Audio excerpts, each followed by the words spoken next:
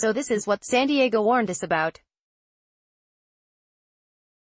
About how many times the Chargers made the city believe in them, about how many times the Chargers crushed the city's dreams. Advertisement: the Chargers are now Los Angeles' disappointment. Instead of complaining about how its underachieving franchise was stolen, San Diego should be sending thank you cards by the busloads to Los Angeles for inheriting this incessant tease. Or maybe I'm sorry cards would be more appropriate. The Chargers were 38-28 losers to the Kansas City Chiefs in their season opener Sunday at StubHub Center because, well, of course they were. This after raising expectations over the offseason. They were in a weak division and a wide-open conference and retained the foundation of a team that won 9 of its final 12 games last season. They looked as if they could reach the Super Bowl.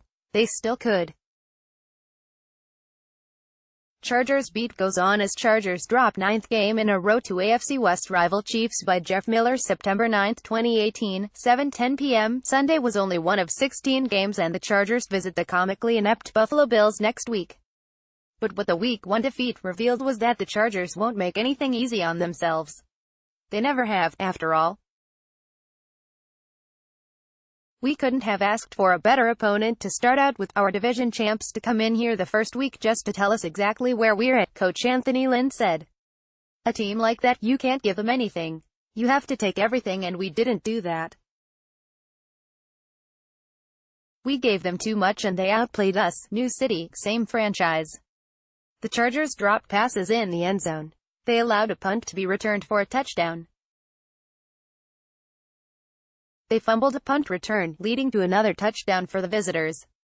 Philip Rivers passed for 424 yards, but acknowledged, really, today, we should have thrown for 600, would've, could've, should've. The Chargers might as well make that their motto.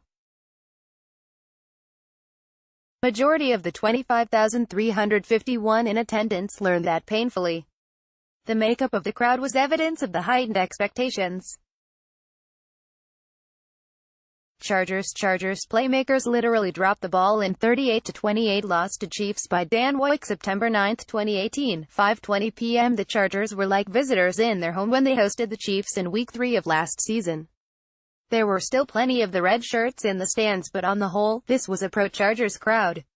The Chargers finally had home field advantage.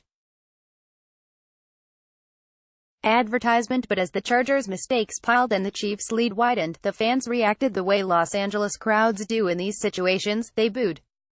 Fans were frustrated by their team's errors, no question. But they also had to be upset with themselves for buying into the fantasy that these Chargers could separate themselves from their history of futility. What was especially problematic about the game was how winnable it was. Chargers receiver Keenan Allen can't reach the ball, but running back Austin Ekeler does, for a long first-quarter gain against the Kansas City Chiefs at StubHub Center. Robert Gautier, Los Angeles Times, 1/8. We definitely can beat these guys, running back Melvin Gordon said. We just made more mistakes today. We didn't make our plays and we paid for it. Chiefs quarterback Patrick Mahomes was making only the second start of his career. Standout cornerback Marcus Peters was traded to the Rams in the offseason. If there was ever a golden opportunity for the Chargers to end their losing streak against the Chiefs at 7 games, this was it. But the Chargers went 3 and out on their first possession and permitted Tyreek Hill to return the ensuing punt for a 91-yard touchdown.